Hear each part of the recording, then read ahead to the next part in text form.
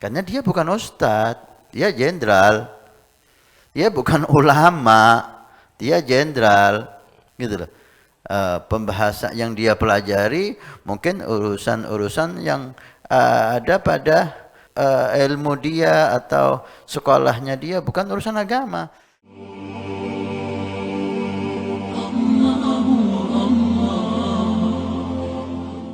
Baik, para pecinta Nabi TV, Allah TV yang dirahmati Allah Subhanahu wa taala, kita angkat kembali nih Abu Nabi ya. Pertanyaan yang sangat viral nih Ustaz Abu Nabi ya. Ustaz, baru ini ada seorang tokoh yang mengatakan, katanya dia selalu berdoa menggunakan bahasa Indonesia. Karena menurut dia, Tuhannya bukan orang Arab katanya Ustaz. Apakah pernyataan ini benar? Sedang dia juga kalau tidak salah menyebut bahwa Tuhan bukan orang Arab. Orang itu kan manusia katanya Ustaz. Ini gimana Ustaz? Ini sebelum saya menjawab pertanyaan, jangan kita ini disibukkan hal-hal yang tidak berarti. Jangan kita mengedepankan nafsu, suudzon kepada siapapun dengan dasar cemburu agama. Sering kita lihat dari saudara kita yang menunjukkan kecemburuan agama, membela agama Allah. Itu bagus, itu mulia dan itu harus. Tapi ma'al aql wal lutuf wal hikmah. Perlu kita gunakan akal, kita gunakan lemah lembut, kita gunakan hikmah. Jangan kita pakai nafsu dalam membela agama. Nah, kadang-kadang kita ini udah capek ya dengan hal-hal yang semacam ini dipermasalahkan, diviralkan. Kemudian ada orang-orang yang berkepentingan mengundang dua belah pihak, yang mendukung dan yang kontra, disuruh berkelahi di depan umat, dimasukkan TV. Ini semuanya cara yang kurang tepat menurut saya. Kecemburuan boleh dan harus, tapi dengan cara yang baik. Salah satu contoh, saudara kita, salah satu jenderal saya dengar, dia sholat, alhamdulillah, jenderal kita sholat. Jenderal kita berdoa kepada Allah, artinya mu'min, alhamdulillah. Tentang pernyataan dia, saya kalau doa bahasa Indonesia diperbolehkan. Allah Subhanahu wa taala memahami semua bahasa. Kalau di luar sholat tidak ada pembahasan. Mutlak semua ulama menyatakan boleh doa dengan bahasa apapun di luar sholat. Jika di dalam sholat itu baru ada pembahasan ulama. Ketika kita sujud sunnah banyak doa, apakah boleh doa dengan selain bahasa Arab di sholat? Maka dikatakan, ada yang mengatakan boleh dengan catatan terjemahan dari hadis Nabi yang sudah ada. Doa Rabbana atina fid dunya hasanah diterjemahkan bahasa Indonesia, ya Allah jadikan hidup duniaku baik, akhiratku baik, selamatkan dari neraka. Boleh bahasa Indonesia walaupun di dalam sholat, karena itu terjemahan dari nas, dari Al-Quran atau dari doa yang ada di Al-Quran atau doa yang ada di hadis. Sebagian ulama seperti itu. Dan ada sebagian mengatakan harus bahasa Arab di dalam sholat. Tapi yang dibahaskan di luar sholat. Maka boleh mutlak. Gak ada pembahasan. Tentang pernyataan Tuhan bukan orang Arab. Kalau dia seorang muslim yang sholat, maka pastilah dia meyakini bahwa Tuhan itu berbeda dengan makhluk. Itu udah jelas. Terus pernyataan dia bukan orang, ini kan orang kan manusia. Loh, jangan kita perbesar masalah ini. Gitu.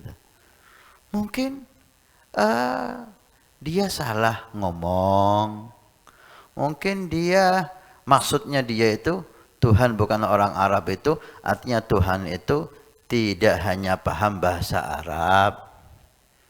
Karena dia bukan ustadz, dia jenderal. Dia bukan ulama, dia jenderal. Gitu loh. Pembahasan yang dia pelajari mungkin urusan-urusan yang ada pada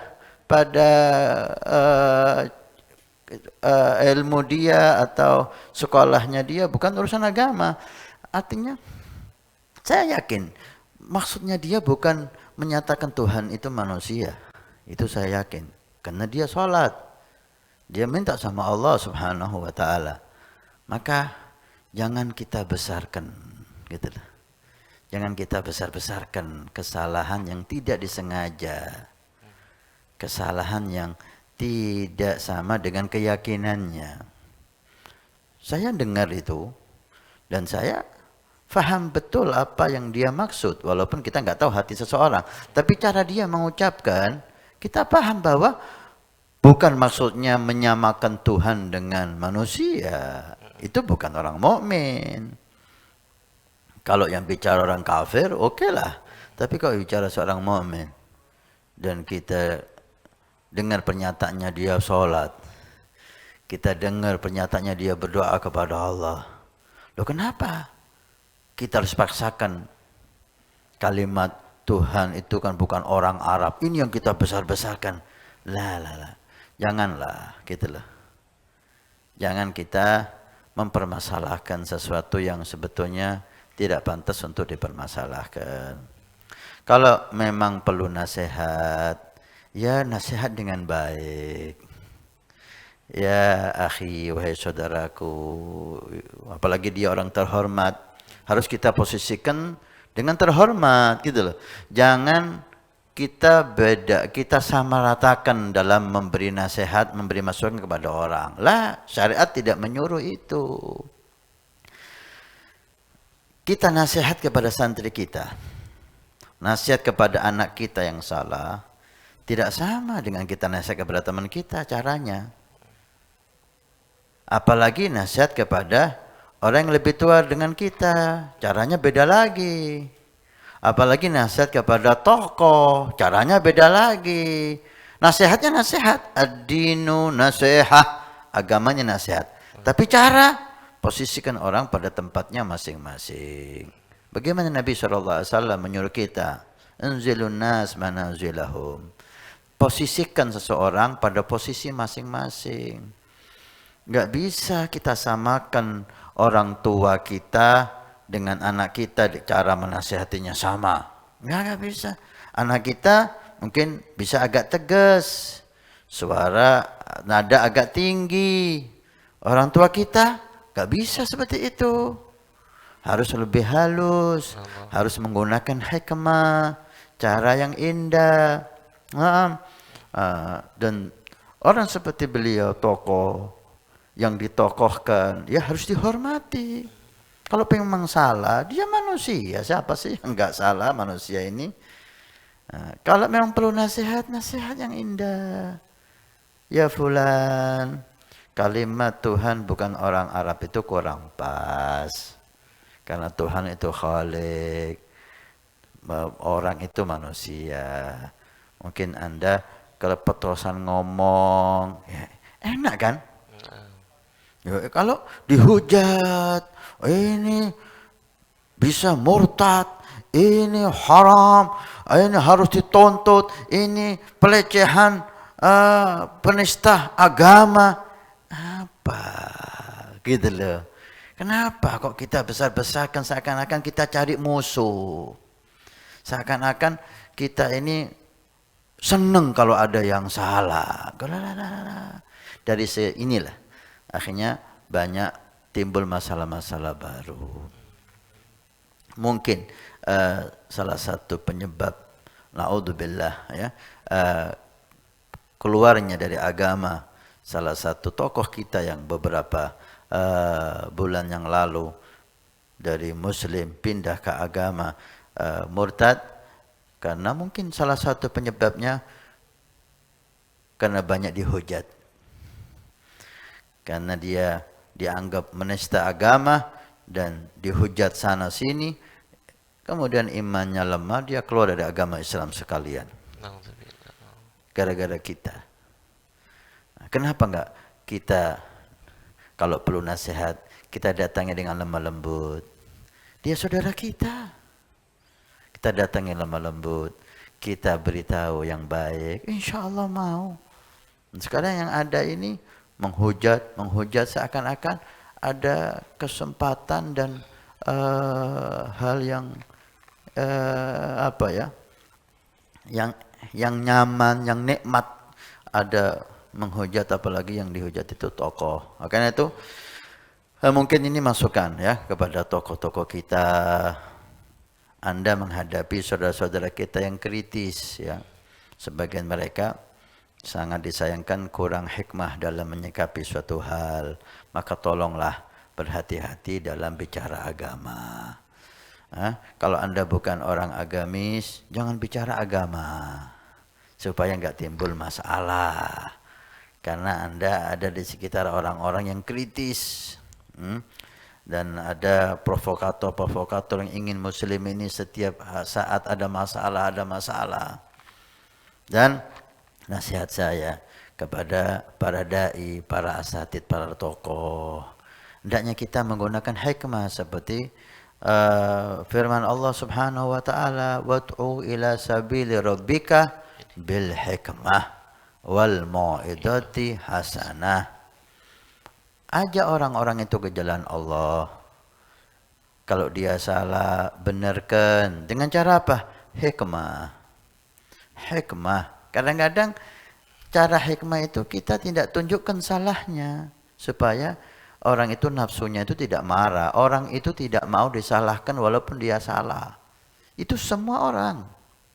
Rata-rata semua orang seperti itu. Nafsunya tidak mau disalahkan walaupun dia tahu dia salah. Dia akan membela diri. Maka Allah menyuruh kita dengan hikmah. Sehingga dia tanpa disadari, dia dinasihati.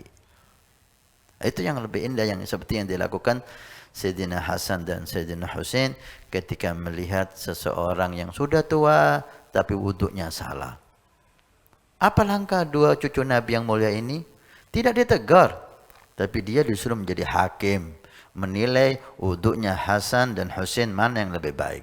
Otomatis karena dia hakim, dia melihat dengan serius wuduknya Hasan. Dia melihat dengan serius wuduknya Husain. Kemudian dia baru sadar, oh wuduk begitu indah, berarti ini nasihat. Dia melihat wuduk saya yang kacau. Subhanallah, ada hikmah. Coba Hasan Husain langsung menegur dia, mungkin si orang tua ini enggak mau dengarkan. Anak kecil nasihati orang tua. Bagaimana hikmah digunakan sebagai nasihat? Ini perlu kita lakukan ya ikhwan. Sehingga kita mensikapi kesalahan saudara-saudara kita. Kita kedepankan hikmah. Kita perlu lihat, ini kesalahan disengaja atau tidak disengaja. Pertama, kalau tidak disengaja selesai. Kalau itu kesalahan yang disengaja, kita lihat. Kenapa kok disengaja? Apa karena faktor dia nggak paham, itu salah? Atau dia fahamnya salah? Gagal faham. Yang salah dia yakini benar. Nah, kalau disengaja karena dia nggak tahu, maka kita perlu kasih tahu yang baik. Bukan kita caci, kita datangi. Kalau dia gagal faham, ya kita berusaha sebisa mungkin memahamkan, meluruskan pemahamannya. Kalau itu bisa. Kalau nggak bisa ya biarkan. Udah doakan kepada Allah. Selesai. Tugas kita hanya memberi hal yang baik. Bukan memaksa. Insya Allah dengan cara yang dianjurkan oleh Allah dan Rasul, dakwah kita akan semakin indah. Amin. Ya. Sehingga tidak timbul masalah lagi. Udah tolong, kita udah capek dibenturkan satu dengan yang lain. Akhirnya orang-orang yang berkepentingan memanfaatkan hal ini. Berapa kali sudah hal semacam ini dihujat dengan tidak hormat. Akhirnya muncullah orang-orang yang membela. Dan mereka tokoh juga. Akhirnya muncullah orang-orang yang menghujat bertambah. Sehingga yang berselisih bukan orang yang dipermasalahkan, tapi dua tokoh ini, pembela dan penghujat yang bertengkar. Dua-duanya kiai, dua-duanya ulama, menjadi tontonan umat yang sangat tidak layak. Karena itu mudah-mudahan saudara-saudara kita, tokoh-tokoh kita yang sangat kita hormati dan kita cintai, tolong Anda kalau bukan ahli dalam satu bidang agama, jangan bicara agama. Agama ada orangnya yang berbicara, para ulama, para asatid. Biarkan mereka yang bicara agama. Dan tolonglah para dai, para asatid, para ulama, hendaknya kita mensikapi kesalahan saudara kita dengan hikmah, sehingga kesalahan tidak memunculkan kesalahan baru yang lebih berat.